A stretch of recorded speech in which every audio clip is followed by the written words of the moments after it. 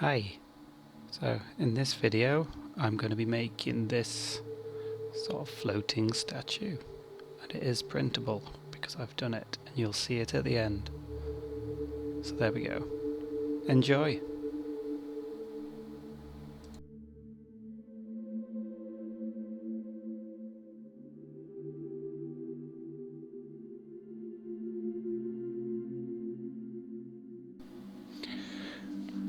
Right then, so the first thing to do is to make a chain as per my chain tutorial. But I'm going to do a quick recap here anyway. So, have a torus, make it into a link shape.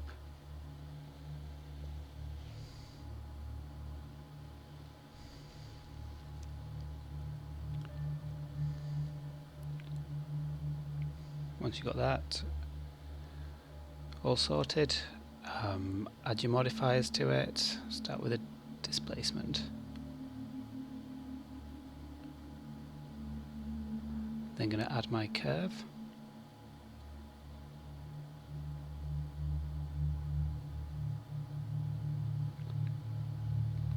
Tap into edit mode for the curve and adjust it and scale it as you want. I do all this in edit mode because it makes it so much easier. Back to the link, add your array, set to curve, and then add a curve modifier. Get the orientation right. Duplicate it, rotate it, and then drag it along the same axis as the array. And that's it. That's your quick chain.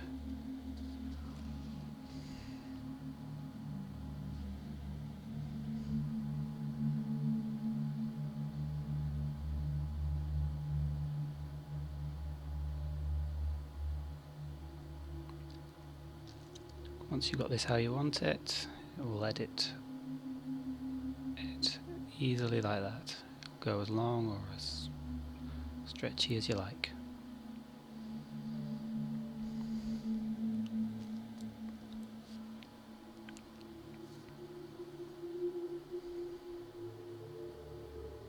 I put that into a collection and just hide it for now.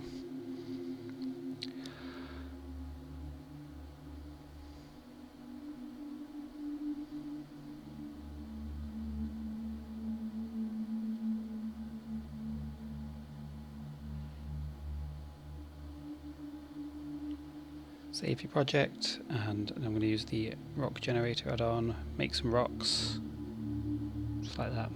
Make a few and pick whichever one you like the look of the most. You can delete the other ones. Apply the modifiers and scale it to size. Apply the scale. Once this is done, you can import the model you want to use for your statue. I often use ones from Scan the World. I find it's just a useful resource and they're good models. And they're real statues, so there you go.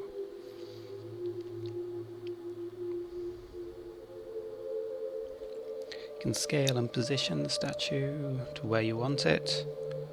I often find the models from this site have a little too many polys for my computer to cope with, so I run a decimate modifier a lot of the time.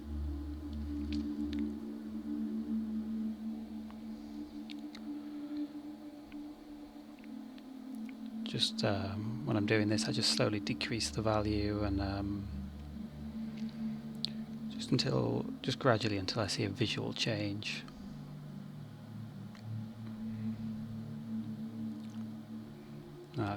That's generally the best point to stop. Once your statue's in place, I will boolean out a chunk of the rock, so I want it to look like the statue's been carved from this floating rock.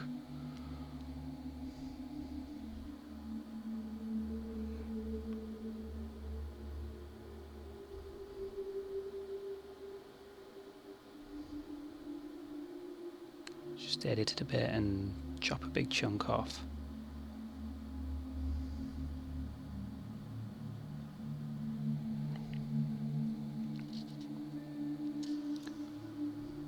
Once it's how I want it, I'll apply it as a boolean on the rock, and then I can delete the cube. I don't need it anymore. I'm going to do some simple sculpting.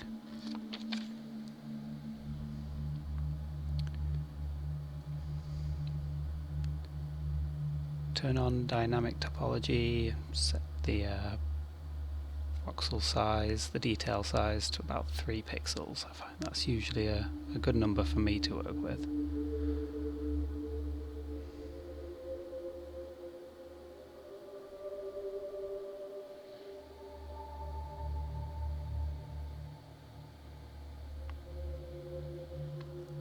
Just keep playing, keep adding some details and features to the rocks. To get something that you like the look of.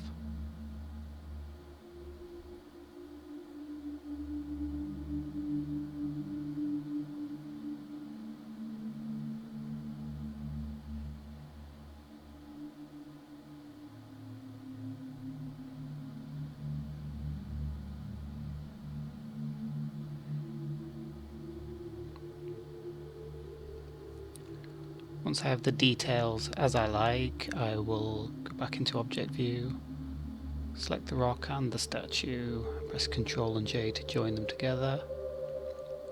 I'll then add a remesh just to sort of make it easy to blend them together.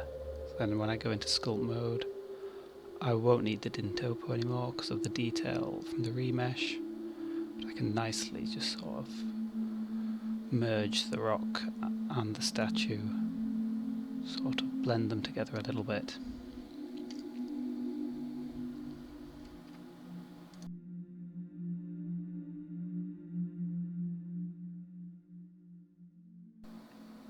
Next up, I need to make a base.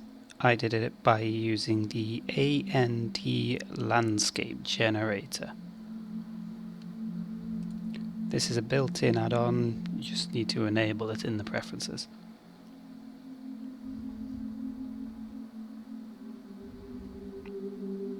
Once I have something that I like the look of, just playing with the settings,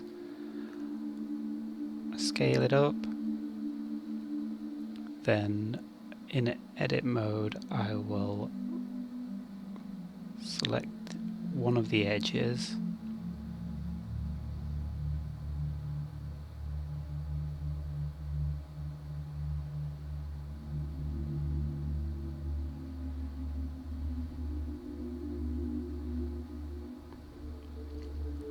then select similar number of faces around the edge, extrude it on the z-axis and fill. I think I used grid fill actually, but after that I make a cylinder for the main base shape and then find a way to cut the corners off the square landscape. I used a difference boolean on the landscape first. I applied that, and then in edit mode I will press L on the corners and delete them. That just leaves you with the central lump. Then booleaned it to the cylinder.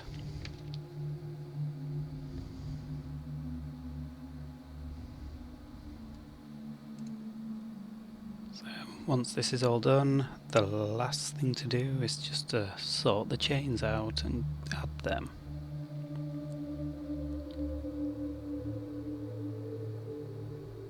So the little chains give the look of holding the statue down when, because it's all one solid thing, they're actually just the main support holding it in the air.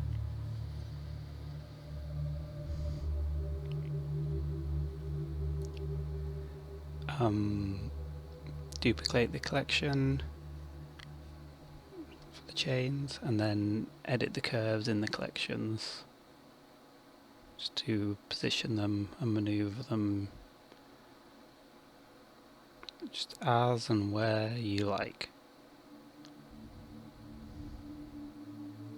It's all about finding something that suits your needs.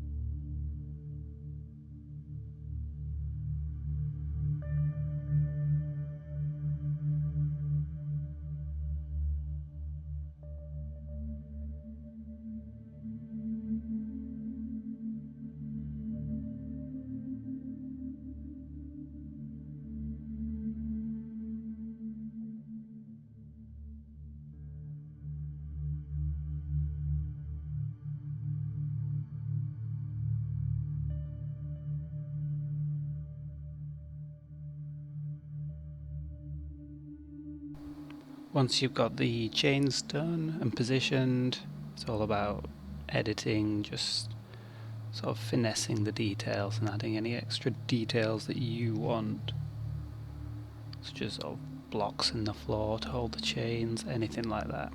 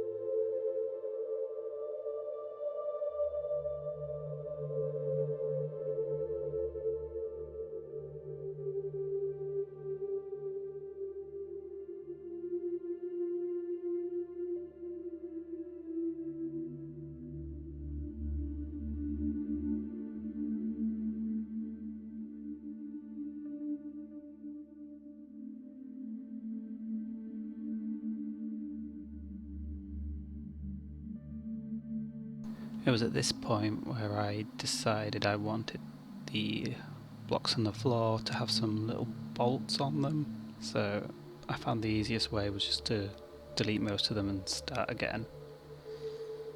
I had loop cuts with Control and R, then Shift Alt and right mouse button to select those loops, and Control and B to bevel them, just to get some little verts just off the corners like that. Then press Ctrl and B again, and in this drop down you can change it to vertices, edit the settings so you get some little sort of circular shapes. Then go on to face select, shift click on the ones in the circles, and you can extrude them out.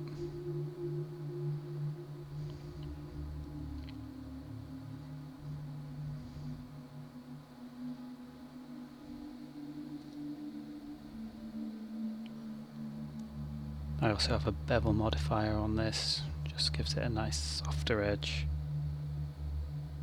At the scale I print at, it doesn't really make much difference, certainly not on my printer. Shift and D to duplicate them, and position them where they need to be.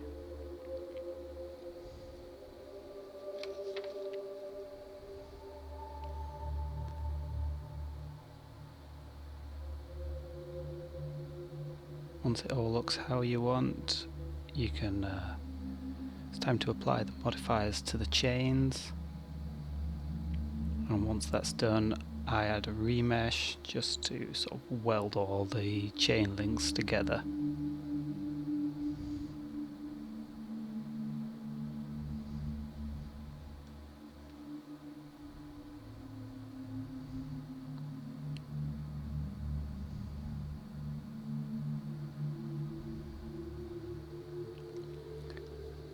Having them linked together, having them sort of welded together in that way, just I feel that it's just going to print better.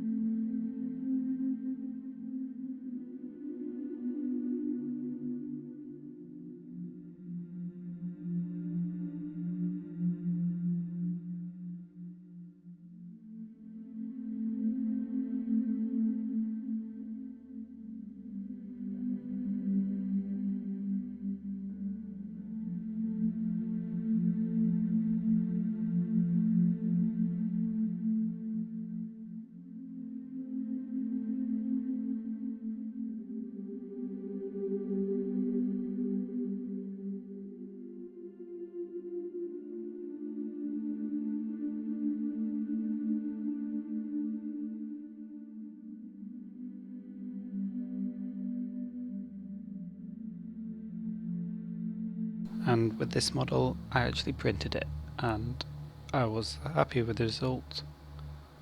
I just need to sort of finish off and paint it. So thanks again and see you next time.